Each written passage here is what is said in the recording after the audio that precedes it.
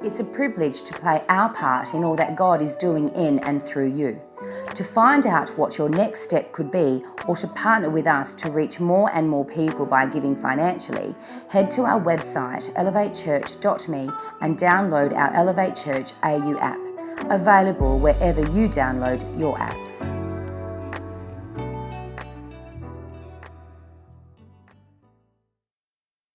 A lot of pressure when you have a title for a series like that, but here we go.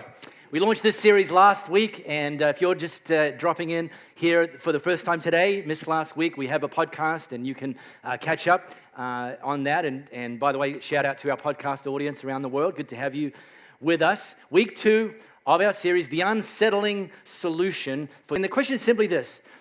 And we launched this series last week asking a question, and the question is simply this. Have you ever wondered why somebody wouldn't want Christianity to be true?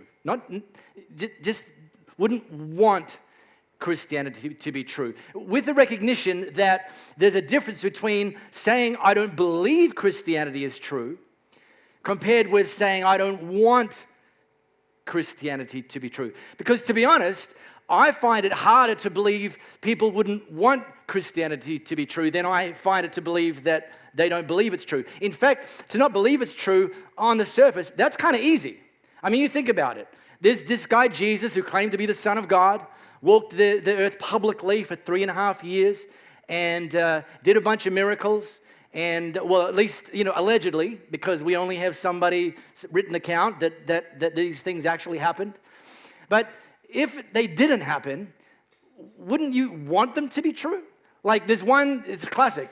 There's one where Jesus, he's been teaching, thousands of people gathered, teaching all afternoon. It's kind of pushed past dinner time, too late for people to be able to get home in time, to go to the supermarket and pick their groceries and get home and prepare their meals. And so Jesus says, man, I think we, him and his 12 merry men, I think we should feed them. So Jesus hijacks this poor kid's lunchbox and starts handing that out, and actually ended up feeding about 15,000 people from one lunchbox. And they, in fact, they collected leftovers. Wouldn't you want that to be true? Because if that's true, then that suggests that we have access to a God who can kind of take your life and something that you might think is lacking or missing or not enough and actually multiply that, whether it's more joy, more peace, more love, more whatever the more that Jesus can actually produce more. Wouldn't we want that to be true?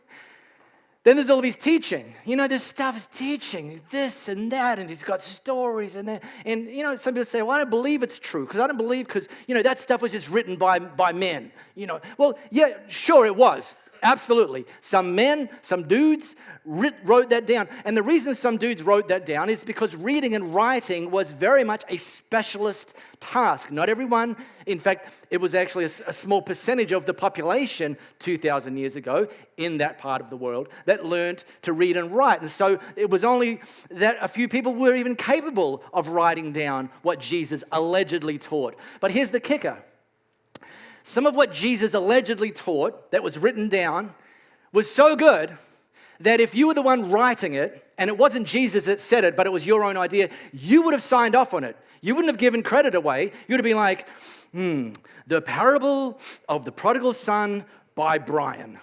Because you know it's so good. And you could be like, I'm going to take the credit for this. But they didn't. They gave the credit to Jesus. This is a story that Jesus taught. Man, wouldn't you want that to be true? That you can be lost and that God actually pursues you and he actually wants a relationship with you even when you knew you were lost, even when you were down, even when you were hopeless, that God went after you and he didn't go after you because he was mad at you. He went after you because he was mad about you. Wouldn't you want that to be true? And then there's the kind of death and resurrection thing. And I get it. He's the only one to pull that stunt off, that he died and under his own power sort of thing, he 3 days later rose from the grave. And, we weren't there. So how do we know that really happened? Well, we know that, I believe it happened because there was hundreds of people that saw him die and then 3 days plus later saw him walking around. One of whom was his brother, his younger brother, a guy named James. James, before Jesus died, called Jesus his brother and actually wasn't even one of his followers. We're just like, he's my older brother. That's it. It's a fact. And then James would have seen his brother killed on a cross. James would have known that his brother was buried in a grave. And yet, some days later, James runs into him, alive and kicking. And I'm like, and here's what happened. In that moment, James went from calling Jesus his brother to calling Jesus his Lord.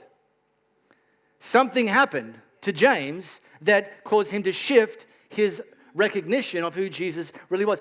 This one I can relate to. I have an older brother, and he's got some pretty nice qualities about him, but there's nothing that's going to cause me to start calling him my Lord. Except if I was to see him killed, if I was to be at the funeral and saw him put in the grave and the soil put back on him, and then bump into him about 4 days later at Woolies. If I did, if that happened, in that moment, Lord Philip, I submit my life to you. That's one of the reasons I believe it's true. But even if you don't believe it's true, wouldn't you want it to be true that God has the power over death? That there's nothing that can separate you from God? Man. And chances are you know some people who don't believe Christianity is true, but actually like Jesus. Can you identify, like, they like Jesus. They like what he had to say. They like how he treated people.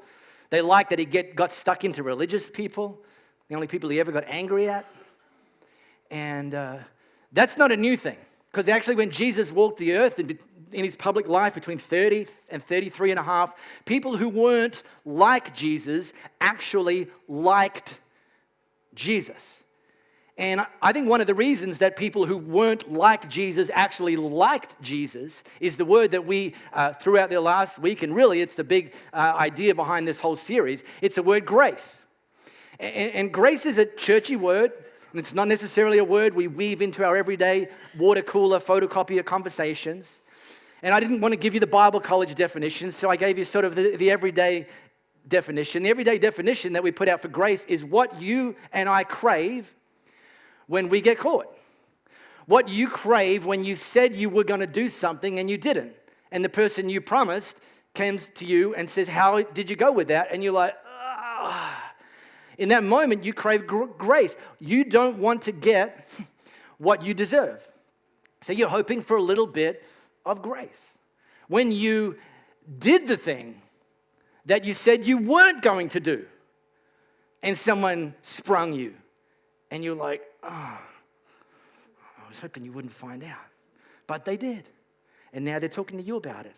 And you've got your fingers crossed, hoping that they're going to give you a little grace, that they're going to give to you what you don't deserve. And grace was unsettling when Jesus walked the earth, and it's still actually unsettling for some people today. And one of the reasons it's unsettling is because we are more used to a word and an idea, the F word, a four-letter word starting with F, called fair. What did you think I was going to say? Oh, you people. Jeez. We see this concept we understand. You do the crime, you do the time. If you're the perp, then you might not like that you have to do the time, but you at least understand it. I did the crime, I got caught, now I got to do the time. And if you're the Vic, you love this one because somebody else did the crime, and then you see them doing the time and you go, sucked in, because in that moment they're getting what they deserve. And then Jesus comes along and starts talking about grace, about giving people what they don't deserve. And you're like, wait, what? This doesn't make sense. It's very unsettling. And it was unsettling for people that walked the earth when Jesus walked the earth, because up to that point in their history, they'd known God mostly about being fair. Their concept about God was mostly about dishing out the punishment for people who had disobeyed him. You did the crime, now you're going to do the time. And that made sense. Again, they didn't always like it, but at least they understood it. And Jesus came along, and he changed the rules. Now, if you like playing board games, and someone breaks the rules, that bothers you. And you say to them, hey, you're breaking the rules. And you reach for the box, and you fish out the little piece of paper, and you say, see, right here, this is the rule. But here's the thing that Jesus had that you don't have. Jesus wrote the rules. And if you're the creator of Monopoly, guess what you can do? You can change the rules anytime you want. Because you wrote the rules, you can change the rules. And when Jesus came to this earth, one of the things he did is he changed the rules. You knew God to be all about truth. Now I'm going to demonstrate what God's really like, that he is both full of grace and truth. So, let me drop you into a story. If you've got our Elevate Church AU app, you can tap on the Bible title. It's going to take you to something written by a guy named Luke. Now, officially, his name is Dr. Luke, not like Doctor Who or Dr. Seuss. He was actually a doctor, a medical doctor. And what Luke wrote down actually happened long after Jesus had been killed and allegedly risen from the grave. Because what Luke had done is this idea that Jesus was the Son of God and he died and he rose from the grave was spreading like wildfire around the known world, the Roman Empire in particular. And Luke got to a point where he thought, man, I'm going to look into this because this sounds too good to be true. So he took off his stethoscope and he picked up his pen and his little papyrus and he started going around literally interviewing people who had seen and been a part of what Jesus had done while Jesus was on the earth. So Luke's account, when you read what he had to say, wasn't Luke's eyewitness account. It was his recording of interviews with eyewitnesses. So, okay, Luke could have been maybe a little bit crazy, so you don't believe it. But if he wasn't, then, this is what he came up with. And so there's one scene that an eyewitness recounted to Luke where Jesus was passing through a town called Jericho. And there was a man there, his name's Zacchaeus, and Zacchaeus was the head tax man and quite rich. Now, let's put it up. It's important to see this. Zacchaeus was the head tax man and quite rich. The way it worked is the Roman Republic, from their headquarters in Rome, kind of outsourced tax collecting. So if you had the ability, you could actually buy a license, like a franchise kind of thing, to collect taxes on behalf of the Roman Empire, the Roman Republic. And not only that, is you could actually then, and this is what Zacchaeus would have done, you can set up like a pyramid scheme below you where you had other people collecting taxes as a part of your network, and they would collect taxes for Rome, pass them up to you, and you'd send them on to Rome. But actually, everyone would take a little bit extra from the people. And they'd pass a little bit of that extra back up the line, but they'd keep a bit of that extra for themselves. And this was allowed to go on because Rome sort of said, hey, as long as we're getting what we asked for, we don't really care what else happens. And so tax collectors were becoming very, very rich, especially this guy. He was the head, he was the godfather of the tax rort that was happening in Jericho. So Zacchaeus would have been known to everybody, and actually, because him and his network were ripping everyone off, he would have been known to everybody and despised by everybody. So Zacchaeus is there. There's a crowd gathered because Jesus is passing by. Jesus was starting to become a bit of a rock star because of the miracles and the teaching, and people are like, wow, we got to see this guy for ourselves. And he's passing through. We're going to go and watch this parade. And so Zacchaeus, he wanted desperately to see Jesus, but the crowd was in his way, which, when you read these stories, put yourself in there. I can see this. There's Zacchaeus, and he wants to see Jesus, crowd in the way, and they know Zacchaeus wants to see him. So Zacchaeus pivots left, they all pivot a bit left. Zacchaeus pivots right, they all pivot a bit right. Zacchaeus is like, they ain't letting that little tax collecting criminal scumbag get to the front of the queue. And Zacchaeus was a short man and couldn't see over the crowd, and so he ran on ahead and climbed up a sycamore tree so he could see Jesus when he came by. And when Jesus got to the tree, he looked up and said, "Zacchaeus, hurry down." Now, I don't know why Jesus stopped. I wondered just, I like to read this and enjoy reading what Jesus did, because I'm thinking to myself, I probably would have stopped too if I'd seen a grown man up a tree. It's not something you see every day. But he saw Zacchaeus up a tree and he says, "Hurry down."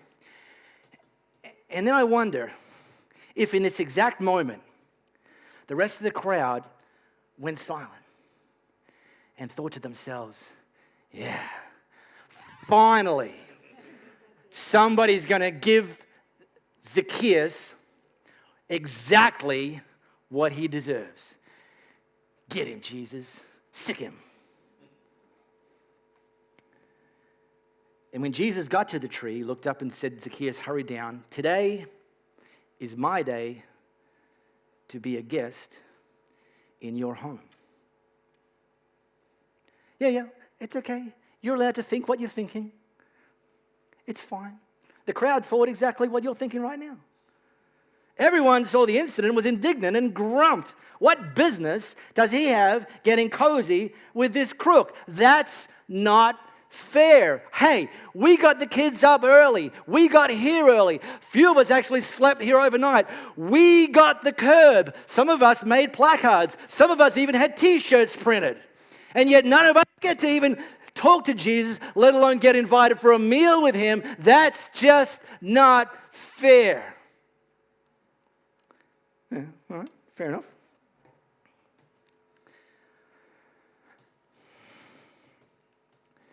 Now, spoiler, because by the way, you're allowed to read this stuff for yourself. Spoiler, Zacchaeus went on to commit to giving back half of his income, and committed that if he ever got caught skimming from the people again, that he would pay back to them 4 times more what he'd skimmed. But he didn't commit to that before Jesus approached him. He committed to that after Jesus had approached him. Jesus leant into him. Let me use a churchy word. Jesus approached Zacchaeus, which, by the way, when nobody else would.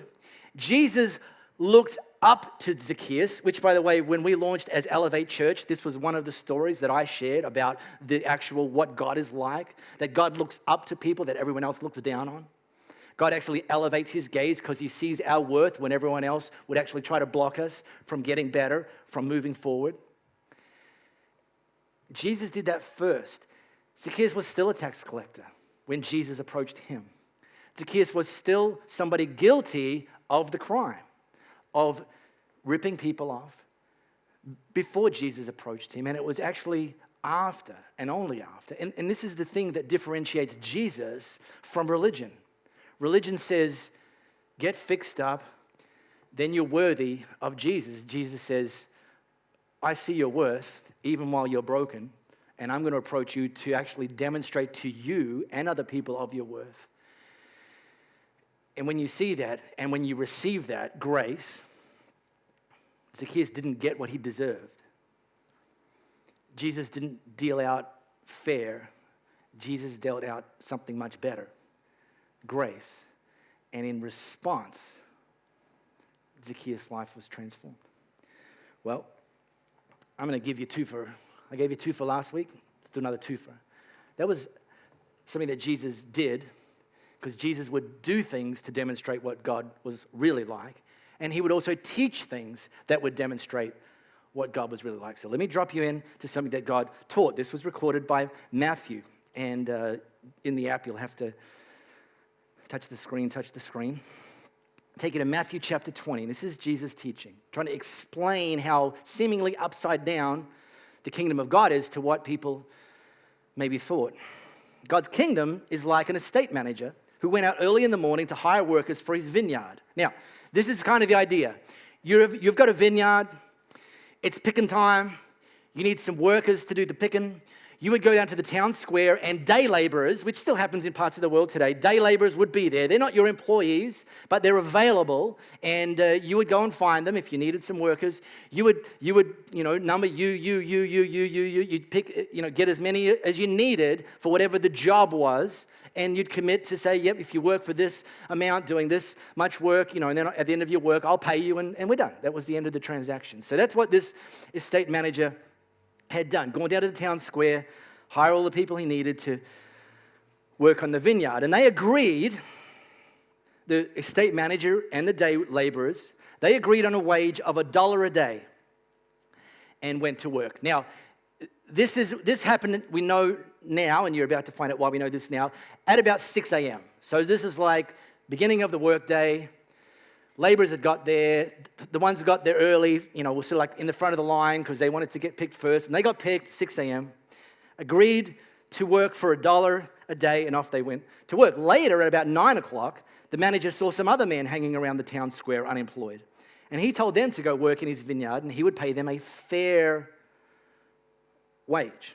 And so they went. And then the estate manager did the same at noon, and again at 3 o'clock. And at 5 o'clock, he went back and found still others standing around. He said, why are you standing around here all day doing nothing? And they said, well, because no one's hired us. And he told them to get to work in his vineyard. So right now, there's been a crew working since 6 a.m. Now it's 5 p.m. Probably there's only about an hour of work time left. And by the way, by the time they got from the town square to the vineyard and got into this place and, got the secateurs out, it was probably not even an hour's worth of work left. But, that was the gig. And he promised all of them, the 9, the 12, the 3, the 5, that he would give them a fair wage. So, when the day's work was over, the owner of the vineyard instructed his foreman, call the workers in and pay them their wages. Start with the last hired and go on to the first. Now, this is a story, okay? Look, back it up, guys. You're getting way out of line. Back it up. Back up the slides. You can do it. Yeah, good boys. You'll be thinking, Jesus telling this story, things are about to get crazy here. Because right now, the foreman's tasked with trying to wrangle these pickers for the 6 a.m. to get in line. And to be honest, by the way, everyone else, don't jump in the 6 a.m. queue because you got here at 9. And then the 9 you're there, and then the 12 you're there, the 3 you're there, the 5 you're there. And start with the 5 p.m. Pay them. Now, remember, you're sitting there going, man, this is going to go crazy. Plus, you're all reaching for your abacuses because you're like, how's it? What? So, I did the math so that you wouldn't have to. So here's how this breaks down. All right, you could put the slide up now, boys. 6 a.m., they got promised for a day's work, turned out to be about 12 hours, $1, okay? Now, take it back. The 5 p.m., if you work it out, an hour is about 8 cents. 3 p.m., 3 hours, 25 cents, got to round it. 12 p.m., 6 hours, 50 cents. 9 a.m., they work for 9 hours, 75 cents. And then, that's what you would expect. That would be fair. Now, fair based on the fact that the estate manager committed to paying the 6 a.m. people $1, and then the rest of them, he committed a fair wage. But, once you've played your abacus, that sounds about fair, right, Andrew? Andrew the accountant, how am I doing? Astounding, I know. Those hired at 5 o'clock came up and were each given $1.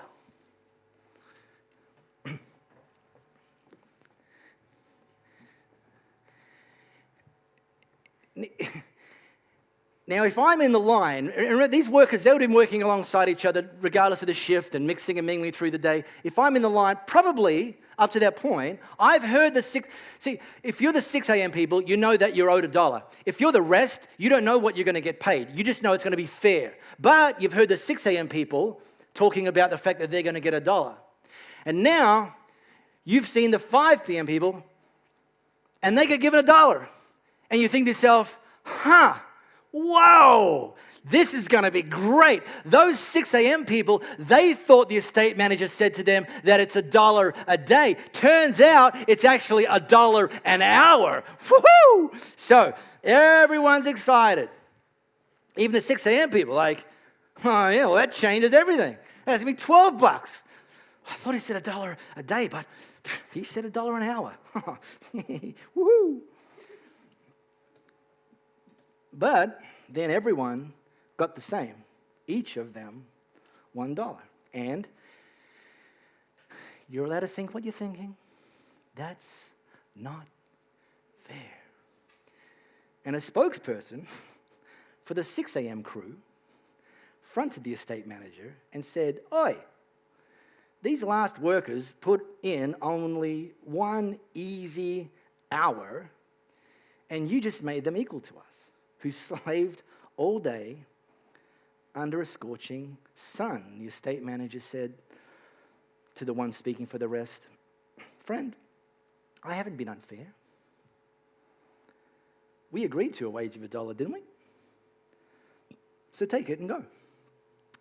I decided to give the one who came last the same as you. Can't I do what I want with my own money? And are you going to get stingy because I'm generous?" Now, I shared this with our team before. I'm going to bring you into a loop now. I'm going to take you to Bible college. I'm going to give you a fast-track education. In all of Jesus' stories, the characters in the stories represent somebody. And typically, there's God or some God character, and there's us, we. Only in this story, there's two groups of we. There's the God character, and yes, that's the estate manager. But now there's two groups of we. There's the 6 a.m. crew, we, and there's the rest of us. And have you noticed it's only the 6 a.m. crew who are upset? Everyone else, they're like, "This is a great day." And what Jesus was trying to get across here is that God's not fair. He doesn't limit what he does with what's his to do, with whatever he wants and however he wants to do it. He doesn't limit it to fair. He doesn't do fair. He doesn't play fair. He doesn't give out fair. In fact, he is better than fair. Grace isn't fair, and that's why it's so unsettling, because we understand fair. The 6 a.m. people, they thought they understood God, and they thought God was fair, and they thought that to get God's approval, to get God's favor, to get God's blessing, you had to work for it. And every other group, the 9, the 12, the 3, the 5, they got to experience that grace isn't about getting what you deserve. Grace isn't about working for God's approval and God's affection. It's about putting our trust in the hands of a generous God who doesn't do fair, but does better than fair. See, grace doesn't equal fair. Grace is better than fair. And I would encourage some of you to do something as simple as write this down somewhere. Put it on your dashboard. Put it on your smartphone. Put it on the back of your toilet door, wherever you spend time contemplating. Wherever you spend time needing to be reminded of this truth, that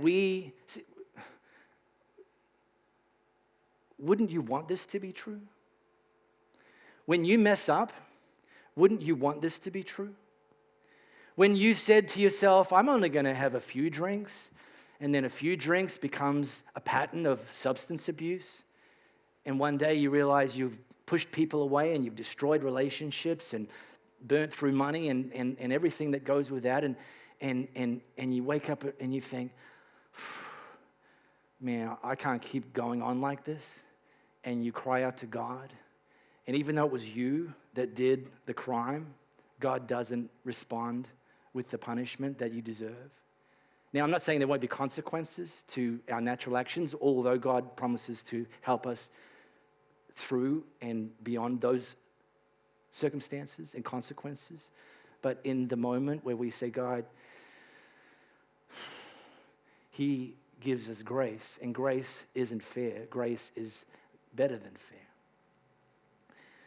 When you decided that you were going to, take things a little bit too far with that person that you're not married to, and by the way, it might be because you're married or they're married, or either way, you're not married, and God says, it's not my best. And you realize, oh, yeah, man, why did I do that? Or why do I keep doing that? And then you get to a point where you think, I gotta turn my life around. There's got to be something better. And you cry out to God, and God, He knows what you've done. He's seen what you've done. He was watching all along. And you're like, oh, God, I need your help. And instead of giving you judgment and giving you fear and giving you punishment and giving you what deserve, which again doesn't mean there aren't going to be natural consequences that you're going to have to work through, but in that moment, He doesn't do fear. He does better than fear. He does grace. Well, you remember standing at that altar giving those vows, and you really meant them. You meant them. You wrote them. You meant them. You stood and you looked at that person that had been your fiancé and was now about to become your husband, your wife, and you look at them in the eye and you say, for better and worse, in sickness and in health, till death do us part. And now you're signing the divorce papers. And you think, I didn't sign up for this. And then you even remember that, man, there's some stuff that I did in this relationship that got us to this point. So I'm kind of partly to blame here. And you say, God, I really did mean that when I was at the altar, but now I'm at the lawyer's office, and God, can you help me? Maybe this is beyond restoration, but can you help me move beyond? And God doesn't give you fear. God doesn't, well, you remember that time you said this, and that time you did this, and those things that you promised that you didn't deliver. Because you remember all that. So why does God need to remind you? What you need is to know is God's not going to give you fear. He's going to give you better than fear. He's going to give you grace. He's going to give you what you crave. When you get caught, He's going to give you something that you can't earn and we don't deserve. But it's better. Wouldn't you want that to be true? So I'm going to just now finish with giving you an opportunity. I started before talking about the difference between believing that Christianity is true and wanting it to be true. And I know most of you, because I know you and know your stories, most of you have made a decision to acknowledge that you believe that Jesus is who He says He is, that He is the Son of God, that He died and He rose again and rose in exchange for your sin and died so you and I would never have to. And you've made that decision to follow Him and put your faith in Him. But some of you maybe haven't. And if you haven't, we're just going to give you an opportunity now to make that decision, to say, yeah, you know what? I think I'm ready to put my faith in Jesus. I think I'm ready to say, yes, I believe you are who you say you are. So in a moment, all I want you to do, for those of you that are ready to make that decision, whether it's for the first time, just to put your hand up and you're kind of saying, God, that's me. It's like when you're in class, you say to the teacher, I'm here and I'm ready. You're saying, God, that's me. I'm here. I'm ready. I'm ready to put my trust in you. And then when I see in your hand, you can put it down. I'm going to pray for you. And then I'm going to tag off to Jared. So those of you that have not yet made that decision to say, yes, Jesus, I believe who you say you are, and you're ready to say yes to Him today, how about you just slip your hand up? And I'll see your hand. You can put it down. And then we're going to pray. And I don't want to miss anybody here.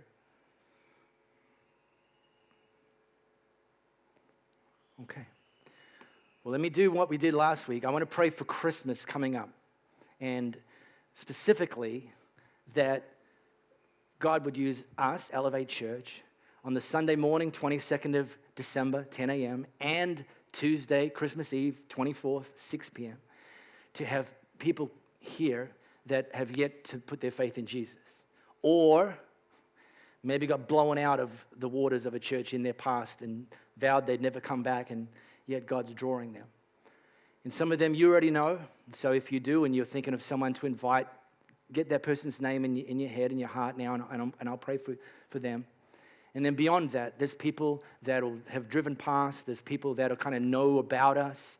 We're going to be going kind of big on online advertising because, again, if you don't know somebody or you don't know the church, we're invisible to unchurched people, but we can get in front of them via a screen.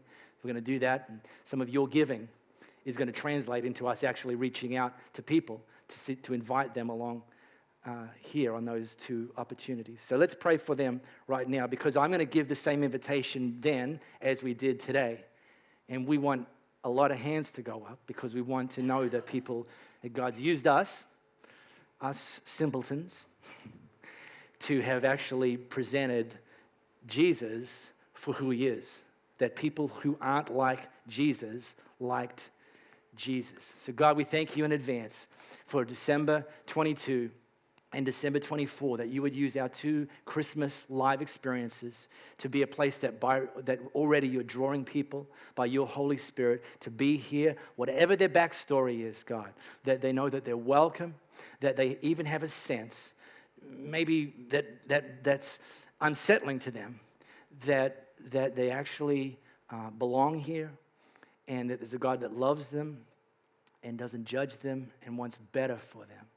And that we would see people taking steps to get closer to you in and through what we do here in and around Christmas with Elevate. In Jesus' name. Thanks for joining us for another inspiring message from Elevate Church in Perth, Australia.